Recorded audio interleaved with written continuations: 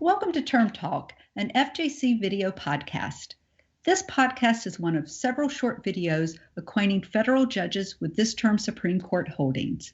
For the next few minutes, we'll talk about two criminal law cases decided during the 2019-2020 Supreme Court term. The first case, McGirt v. Oklahoma, substantially impacts Native American territorial sovereignty and involves 40% of Oklahoma land. The second, Kansas v. Glover, creates a standard for reasonable suspicion, at least in traffic stops, that Justice Thomas describes as based on a common sense judgment of a reasonably prudent person. With me is Evan Lee of UC Hastings Law. I'm Beth Wiggins, Director of the Research Division at the Federal Judicial Center. Evan, as always, it's great to be with you today, even if, again, it's virtually. Thank you for having me. Let's get started with McGirt v. Oklahoma. In McGirt v. Oklahoma, the state of Oklahoma sentenced Jim C. McGirt, a member of the Seminole tribe, to 500 years for serious sexual offenses that occurred on land that was, at least one time, Indian land.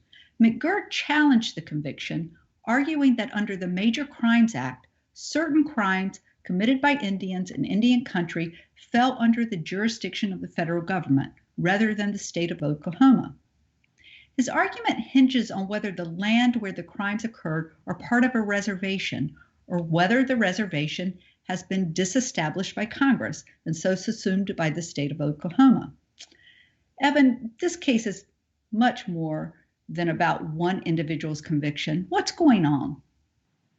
Well, you just have to look at the first sentence of the opinion. Justice Gorsuch wrote for a 5-4 majority, and the first sentence is, "On the far end of the Trail of Tears was a promise." That's almost poetry, and it tells you that he thinks this case is not just about a single criminal conviction. It's about the way that Congress has dealt with Indian tribes in the Western United States over centuries.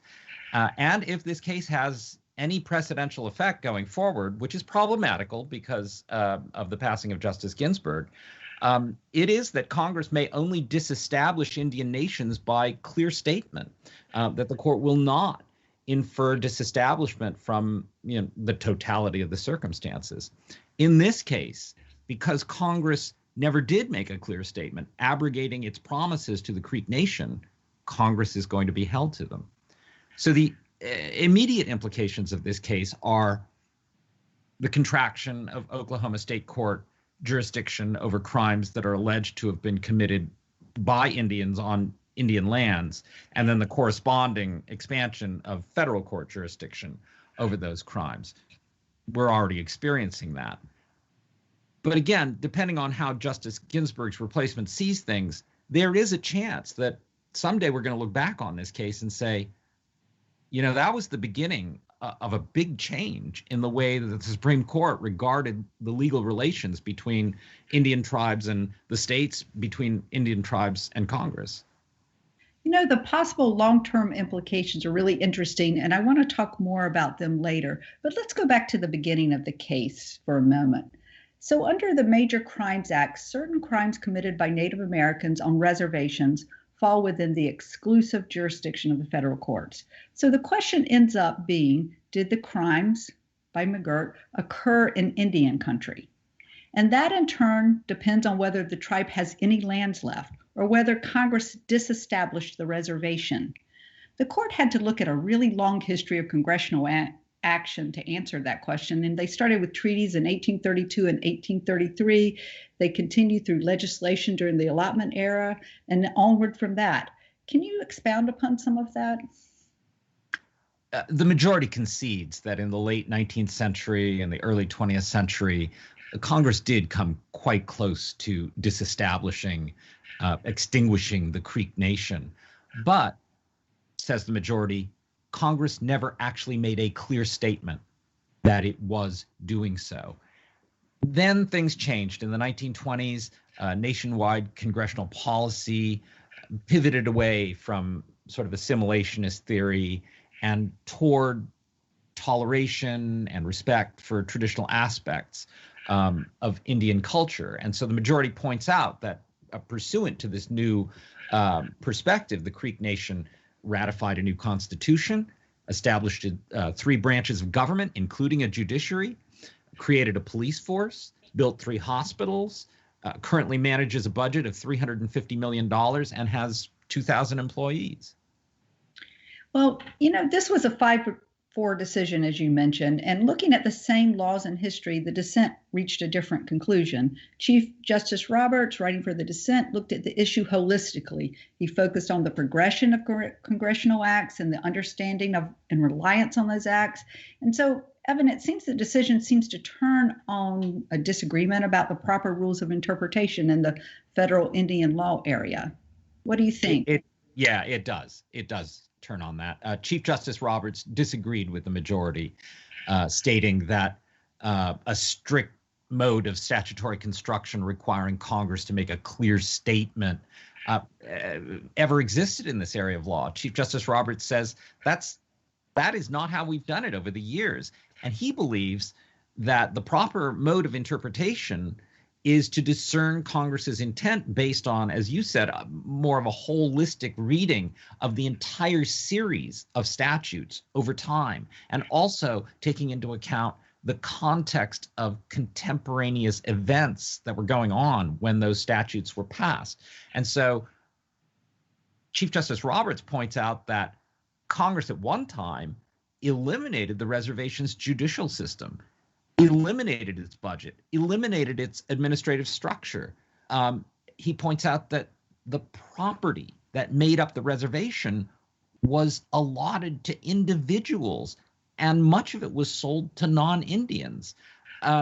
He points out that crimes within that territory have been tried in state court for many years now, and this is just upsetting the apple cart. So let's return and talk about the impacts of the decision a little bit more. This decision could really impact other states and other tribal lands, right? It could. Tribal lands in a couple of other Western states may now come under federal jurisdiction for crimes committed under the Major Crimes Act, maybe Wyoming, maybe Utah. It will not impact criminal jurisdiction in those states that are covered by something called Public Law 280, which it creates a cutout from the MCA. And those states are California, Minnesota, Nebraska, Oregon, Wisconsin, and Alaska. Well, another thing, the dissent warns the decision could overturn thousands of Oklahoma state convictions. And all of these cases might end up in federal court. And I guess the majority counters in part by saying that only a few of the defendants will be willing to do this, to risk losing their time served, to relitigate their cases in federal court. It's hard to know. Yeah, I mean, it's an empirical question. We're in the process of finding out whether what the correct answer is. I think the more far-reaching question is if Justice Ginsburg's replacement accepts McGirt as a binding precedent for determining whether Congress has effectively disestablished Indian nations, what effect might there be beyond criminal law? So federal district judges could potentially see effects in litigation over reservation boundaries. They could see effects in litigation under the Indian Child Welfare Act, which has a fairly similar definition of Indian country or Indian lands. Same thing with the Clean Water Act. Same thing with the Clean Air Act.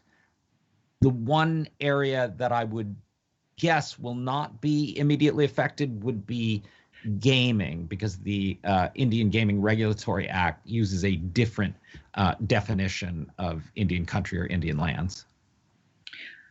The next few years will tell us what the effect will be, and I look forward to talking with you about that more. But for now, let's move on to Kansas versus Glover, a case involving what constitutes reasonable suspicion under the Fourth Amendment. In this case, Charles Glover was driving his own vehicle with a revoked license. He was stopped by a police officer and later convicted for driving with a revoked license. Glover appealed the decision, asserting the stop was illegal. The police officer said that he formed a reasonable suspicion supporting this stop because after searching a database, he found that the vehicle's owner was Glover, and he had a revoked license. The Kansas Supreme Court reversed Glover's conviction. It found that reasonable suspicion could not be drawn solely from knowing that the owner of the vehicle had a revoked license. The U.S. Supreme Court reversed again, upholding his conviction. So on the surface, this case seems to present a clear issue decided by an 8-1 decision, and there shouldn't be much controversy or many unsettled issue. But I think you think differently. I think the law is clear. The officer only has to have reasonable suspicion and not probable cause. But if you change the facts of this case even just a little bit, maybe it comes out differently. And I think that's why the court calls it a narrow decision. So, for example, after the officer saw that the truck was registered to somebody named Charles Glover, a middle-aged man, if he happens to see that the driver looks like a woman, or if he happens to see that the driver looks like a teenager, the case quite possibly comes out differently. And another thing that makes this decision narrow is the posture of the case, which was so oddball. It was decided entirely based on stipulations of fact. The officer never took the stand. There was never any opportunity for cross-examination. That's not going to be the case very often. Well, so Evan, why did the Kansas Supreme Court reverse on Fourth Amendment grounds? Well, interestingly, the justice who wrote for the Kansas Supreme Court said, I have teenagers who drive cars that are registered in my name, and I know that to be a fairly common practice. So you can't always assume that the registered owner is the driver. But Justice Thomas, writing for the U.S. Supreme Court, didn't see it that way. He said, in the absence of any contrary information, it is common sense to assume that the registered owner is the driver on the present occasion. Justice Thomas describes reasonable suspicion as depending on the factual and practical considerations and what he calls common sense judgments of a reasonable and prudent person. Justice Thomas specifically rejects the notion that the standard is a reasonable police officer with training and experience in law enforcement. He says the standard is a reasonable person using common sense gathered from ordinary life experience. But at the same time, he also stressed that, it has to be based on an individualized suspicion that a particular citizen was engaged in a particular crime, that this decision does not grant, unlimited discretion to police officers. One of the contested points in this case was how likely it is that people with revoked licenses, as opposed to suspended licenses, will continue to drive. Evan, what did the court say about that? Was there anything significant in Kansas law concerning revoked licenses? Justice Thomas pointed out that in Kansas, you can only have your license revoked for violations that demonstrate a disregard of the law or a categorical unfitness to drive. So under those, in that context, it is reasonable to think that a lot of people with revoked licenses are going to continue to drive. Now, Justice Kagan and the late Justice Ginsburg concurred. They agreed with that point, but they further pointed out that the standards for license revocation might not be the same in other states. And an important point made by Justice Sotomayor in dissent is that if so little evidence need exist or be presented in order to support a stop that's based on reasonable suspicion, how does a defendant ever challenge such a stop? Yeah, so we'll probably see litigation trying to challenge and further the notion of reasonable suspicion described by the majority. Well, Evan, thank you again for being here. I've really enjoyed our conversation, and I look forward to seeing you again. Yeah, me too.